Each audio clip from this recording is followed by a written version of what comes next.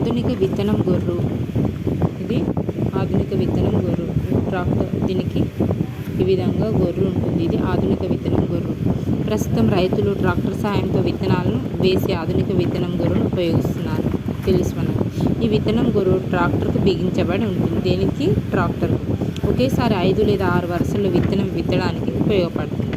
నేలలో విత్తనం పడిన వెంటనే మట్టితో కప్పివేయడానికి ఒక ఇనుప బద్ద వెనుక అతికించి ఉంటుంది. మనం ఇంకా కప్పకపోయినా సరే ఆ ఇనుప బద్ద అనేది వెనుక అతికించి ఉంటుంది కాబట్టి దాని ద్వారా కప్పబడుతూ మట్టితో కప్పివేయడానికి ఒక ఇనుప బద్ద అనేది ఉంటుంది అతికించి. దీని ద్వారా తక్కువ సమయంలో సులభంగా అధిక విస్తీర్ణంలో విత్తనాలను వేయవచ్చు. మడుల్లో చల్లిన గింజలు మొలకెత్తుతాయి. మొలకెత్తే మొలకల వేర్లు పూర్తిగా నీళ్ళలో మునిగి ఉండేలా నీటి సరఫరా అనేది చేయాలి. 4 నుండి 5 ఆకులు ఏర్పడినప్పుడు వీటిని వేరు చేసి నాట్లు వేయాలి. పండించే వరి రకాన్ని బట్టి ఉష్ణోగ్రత, నీటి